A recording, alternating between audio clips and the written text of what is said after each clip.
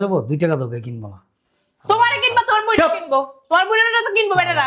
রাস্তা খারাপ হচ্ছে বেটারা, এই বেটারা বাঙালি দোকান আলো না কিনবো না তখন। বেশি কথা বলে। ভাবি আমারে কিনবো, আমার জামাই আছে, আমি তো আর আমার জামাই এই যে এই যে ফাতেমা তুজ জৌরা কথা একদম কম। টাকা দিছি, টাকা লাগলে আরো নিয়ে যাইবা। আর যাওয়ার সময় শোনো, ওই যে আমাদের বাড়ির মোচরে যে রেস্টুরেন্ট আছে না, ওটা খাইয়া যাইবা, বড় রেস্টুরেন্টটা, তোমার ভাই বাতারের দোকান ওটা খাইয়া যাইবা। তার বইনের বাতারের।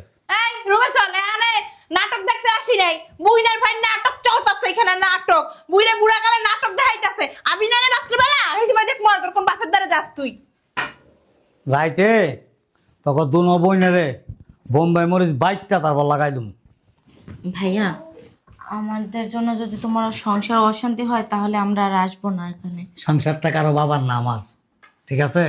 সংসার আমার, টাকা পয়সা আমার, সব কিছু আমার।